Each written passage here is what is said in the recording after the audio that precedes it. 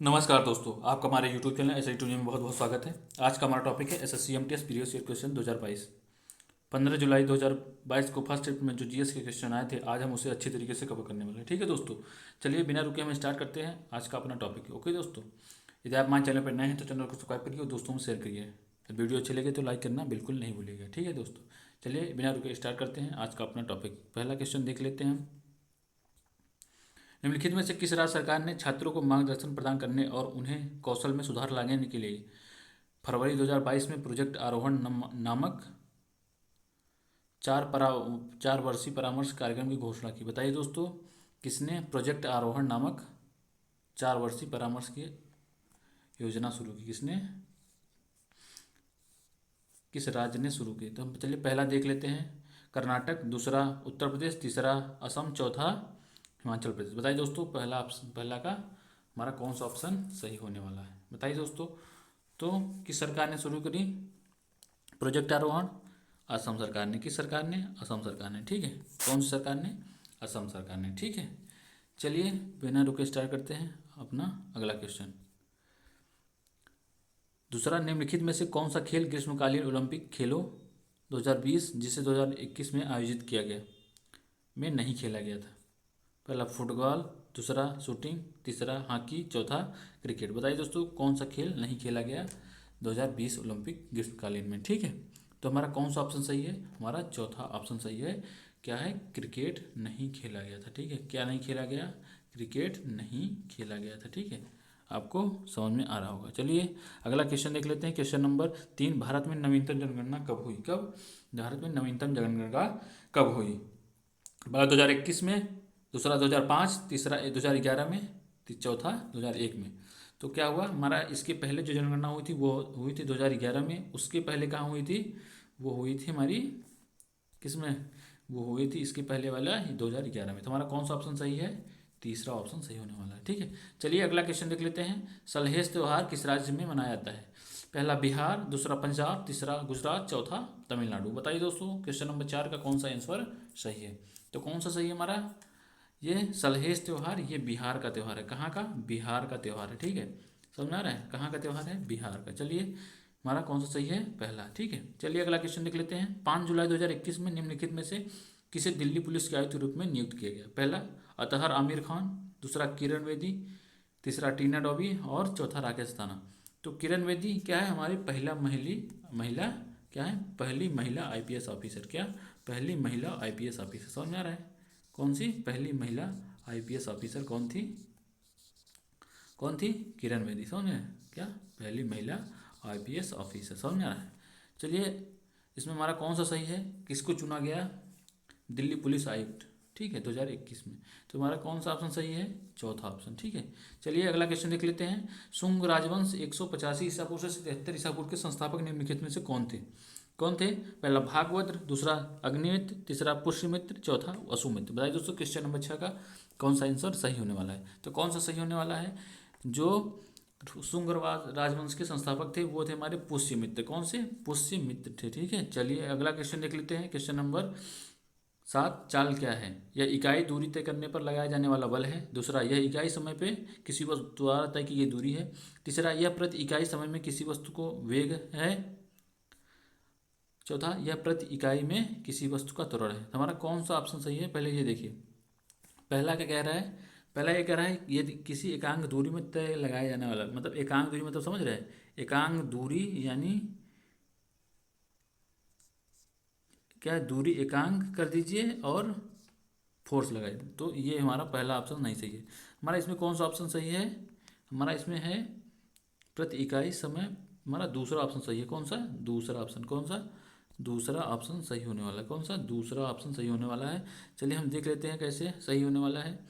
इसमें देखिए, चाल बराबर क्या होता है? चाल बराबर होता है दूरी बटे समय, आपको सबको पता है। तो हम क्या, इसमें क्या हमारा दूसरा ऑप्शन था कि समय एकांक कर दीजिए। क्या? समय एक कर दीजिए। एकांक यानी क्या होता है? एक। समय एक कर दीजिए तो क्या है? बचेगा ऊपर दूरी। तो उसमें क्या कह रहा है देख लेते हैं हम। क्या था इसमें? इकाई समय में किसी वस्तु द्वारा तय की गई दूरी। समझ में? तो हमने यही किया था। क्या? इकाई समय, क्या समय इकाई कर दिया तो एकांक समय में चली गई दूरी क्या कहलाती है? हमारी चाल कहलाती है।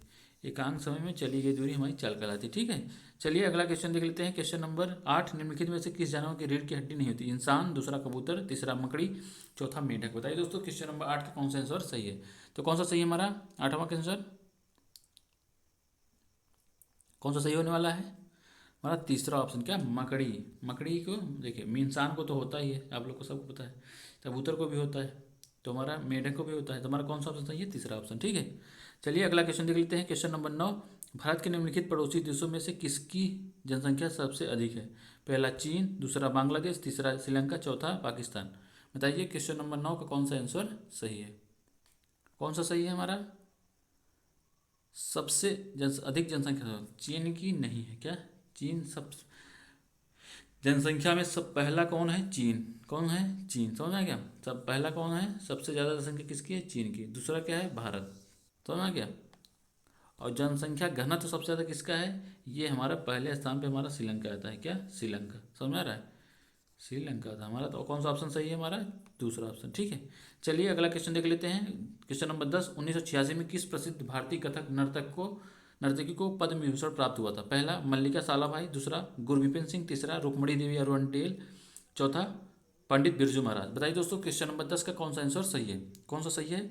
चौथा ऑप्शन सही है। कौन सा? चौथा ऑप्शन। क्या? बिरजू महाराज को पद्म विभूषण 1986 ईस्वी में प्राप्त हुआ था। ठीक है, चलिए अगला देख लेते हैं।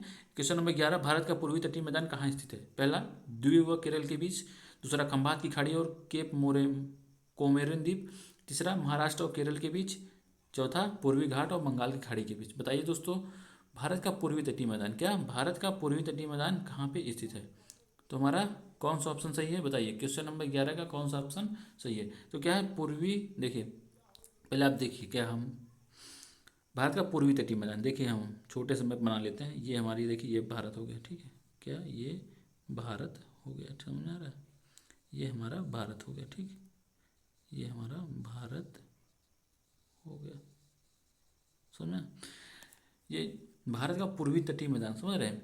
ये पूर्वी, देखिए पूर्वी तटीय मैदान क्या है? देखिए ये देख रहे हैं, ये पूर्वी तटीय मैदान क्या यही ना है? इधर क्या है? इधर हमारा फिर यहाँ से हमारा लग जाता है क्या? इधर हमारा लगता है म्यांमार। समझ रहे? ये हमारा बांग्लादेश है। इसके यहाँ पे ये वाला एरिया देख रहे हैं, ये वाला जो एरिया है पूर्वी और बंगाल की खाड़ी के बीच जो है एरिया, वही हमारा, देखिए पूर्वी तटीय मैदान, क्या पूर्वी घाट, ये वाला हमारा पूर्वी घाट हो गया। और ये बंगाल की खाड़ी, ये हमारी बंगाल की खाड़ी होगी। क्या पूर्वी और बंगाल की खाड़ी के बीच का क्या समय हमारा क्या स्थान है? ये पूर्वी तटीय मैदान कहलाता है पूरा। समझ रहे हैं? चलिए अगला क्वेश्चन देख लेते हैं। अनुशासित आहार भत्ता बराबर क्या होता है? पहला अतिरिक्त पोषक तत्व, दूसरा आंतरिक उपवास प्लस अतिरिक्त पोषक तत्व, तीसरा संतुलित आहार माइनस अतिरिक्त पोषक तत्व, चौथा आवश्यकताएं प्लस संरक्षा का मार्जिन। बताइए दोस्तों क्वेश्चन नंबर 12 का कौन सा आंसर सही है? तो कौन सा सही है हमारा? अनुशासित आहार भत्ता बराबर क्या होता है? आवश्यकताएं प्लस संरक्षा का मार्जिन। ठीक है, चलिए अगला क्वेश्चन देख लेते हैं। क्वेश्चन नंबर 13, किस वर्ष महात्मा गांधी ने भारत में पहली बार राष्ट्रव्यापी सत्याग्रह शुरू की? चलिए देख लेते हैं। पहला 1915 में, 1919 में, 1916 में, 1921 में। बताइए दोस्तों क्वेश्चन नंबर 13 का कौन सा आंसर सही है? तो कौन सा है हमारा सही है? 1919। क्या? 1919। समझ आ रहा है? कौन सा ऑप्शन सही है हमारा? 1919। 1919 में राष्ट्रव्यापी सत्याग्रह शुरू हुआ था। ठीक है, 1919 में। समझ आ रहा है? चलिए अगला देख लेते हैं। क्वेश्चन नंबर 14, ऑस्ट्रेलियन ओपन 2022 में पुरुष एकल का खिताब किसने जीता? पहला राफेल नडाल, दूसरा डेनियल मेदवेदेव, तीसरा स्टेफानोस सिपास, चौथा माटेओ बेरेटिनी। बताइए दोस्तों क्वेश्चन नंबर 14 का कौन सा आंसर सही है? तो किसने पाया था ऑस्ट्रेलियन ओपन 2022? ये राफेल नडाल ने। किसने? राफेल नडाल ने ऑस्ट्रेलियन ओपन पाया था। ठीक है, राफेल नडाल ने। ठीक है, चलिए अगला देख लेते हैं। क्वेश्चन नंबर 15, प्राचीन हड़प्पा सभ्यता स्थल लोथल किस भारतीय राज्य में पाया जाता है? सबसे पहले ये बताइए, लोथल जो हड़प्पा सभ्यता थी उसमें क्या था? ये उस समय पे क्या एक बंदरगाह हुआ करता था। क्या? बंदरगाह हुआ करता था। यहीं से क्या है पूरा व्यापार होता था। ठीक है, मैं लोथल से किसके साक्ष्य मिले हैं? किसके? घोड़े के साक्ष्य मिले हैं। किसके? घोड़े के साक्ष्य मिले हैं। ठीक है, चलिए आगे देख लेते हैं।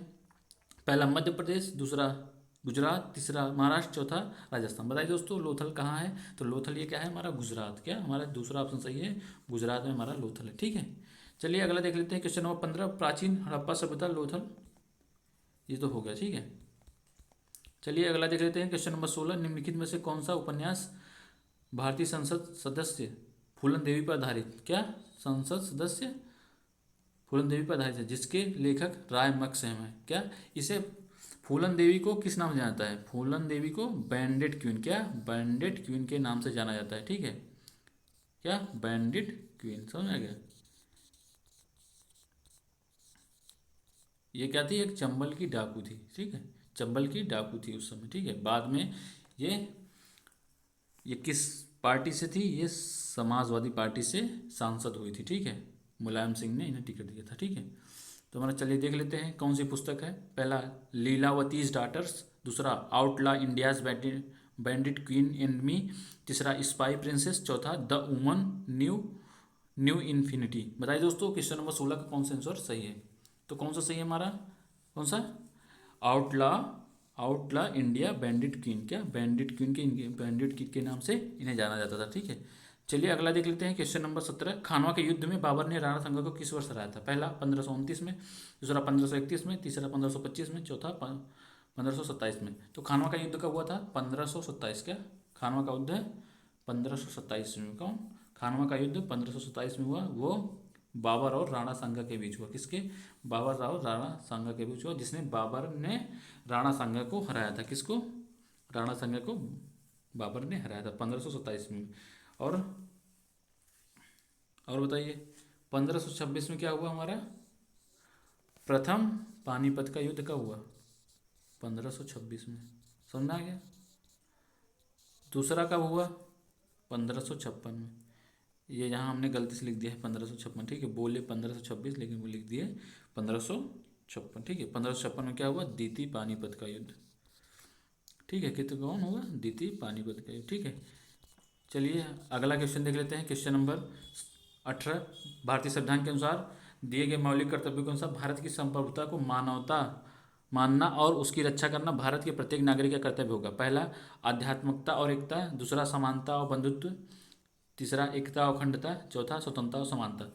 तो ये हमारा क्या है? एक संविधान का प्रस्तावना। क्या? भारत की संप्रभुता, भारत की एकता और अखंडता।